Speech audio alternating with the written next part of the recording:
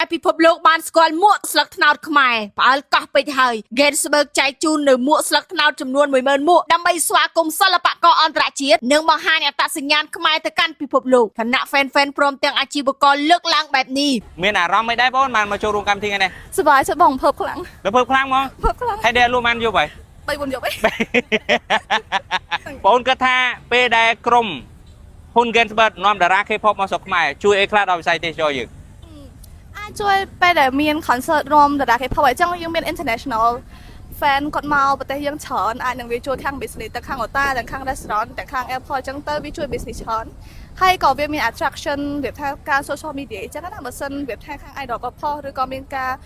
like advertise អញ្ចឹងវាអាចនឹងមានទៅដល់ប្រទេសគេឃើញគេមើលថាប្រទេសយើងហ្នឹងវាមានអីខ្លះអញ្ចឹងទៅអាចមកមើលអាចមក visit បានបងថ្ងៃនេះគឺថាត្រៀមខ្លួនសប្បាយហើយណាហើយបើសិនណាតារា K-pop មកស្រុកខ្មែរទៀតចង់ឲ្យ Gainsberg ជិះក្រុមណាមក AT បងឆ្លើយដូចគ្នាទៀត AT សាអរគុណច្រើនព្រោះអីគាត់ bring K-pop idol មកច្រើនមែនតើហើយសម្រាប់ពួកប្រជាជនដែលថាគាត់មានលទ្ធភាពទៅមើលដល់ក្រៅប្រទេសអញ្ចឹងគឺវាសំខាន់ខ្លាំងហ្មងអញ្ចឹងទៅអរគុណច្រើនបាទចាបងស្រីមានស្អីអរគុណ Gainsberg ចាអរគុណច្រើនហើយលើក្រោយជួយអញ្ជើញ AT មកអរគុណអរគុណ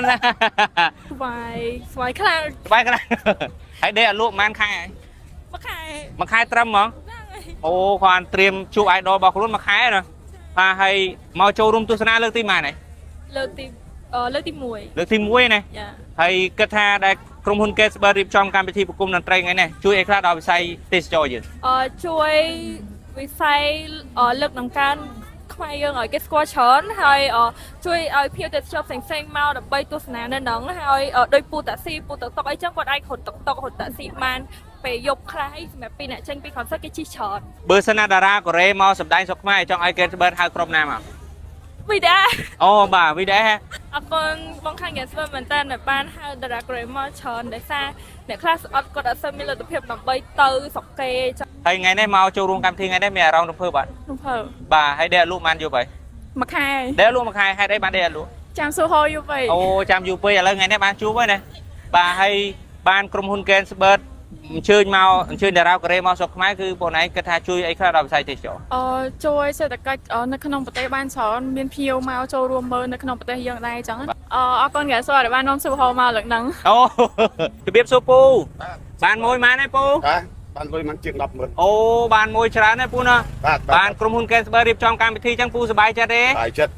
បានពូបានមួយច្រើនណាពូណាណែឃើញអារម្មណ៍របស់លោកពូអ្នករត់កង់3មានសាយអរគុណ Gainsberg ដែរពូអរគុណ Gainsberg ខ្លាំងបាទពូបាទអរគុណ